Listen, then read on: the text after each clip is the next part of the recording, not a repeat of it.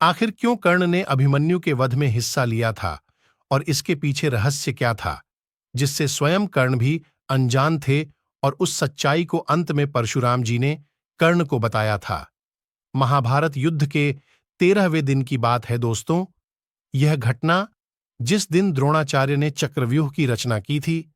द्रोणाचार्य के द्वारा बनाए गए चक्रव्यूह को केवल पांडवों में महायोद्धा अर्जुन ही तोड़ सकते थे, लेकिन उस समय अर्जुन संशप्तकों के साथ युद्ध लड़ने के लिए दक्षिण दिशा में चले गए थे।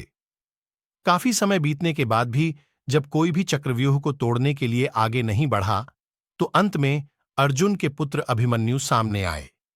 अभिमन्यु चक्रव्यूह में प्रवेश करना तो जानता था, मगर वो बाहर निकलने का रास्ता नहीं जानता था, क्योंकि एक बार अर्जुन जब सुभद्रा को चक्रव्यूह की रचना के बारे में बता रहे थे, तब सुनते सुनते सुभद्रा की आंख लग जाती है और अर्जुन उसके बाद बताना बंद कर देते हैं चक्रव्यूह के अंदर प्रवेश करने की जानकारी।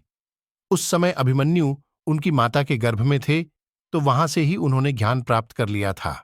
अभिमन्यु एक एक करके चक्रव्यूह के 6 द्वार तोड़ देते हैं, परंतु चक्रीय के आखिरी द्वार पे कृपाचार्य, दुर्योधन, द्रोणाचार्य, कर्ण आदि खड़े थे। उन सभी 7 योद्धाओं ने एक साथ मिलकर अभिमन्यु को घेर लिया था और एक साथ सभी ने मिलकर अभिमन्यु का वध किया, जो कि कौरवों के द्वारा सबसे बड़ा छल था, और इस छल में कर्ण भी शामिल थे।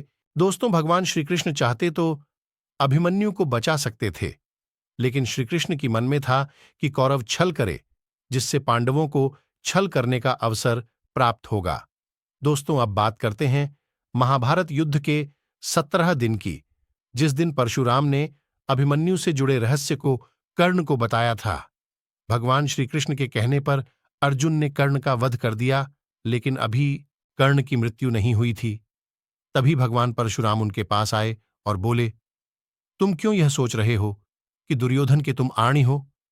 हाँ, यह सच है।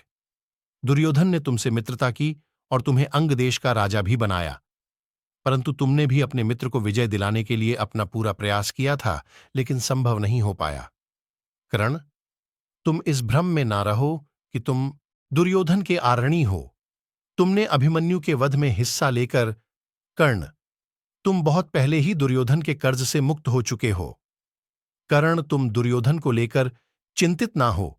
तुमने अभिमन्यु के वध में हिस्सा लेकर तुम दुर्योधन के सारे कर्जों से मुक्त हो चुके हैं।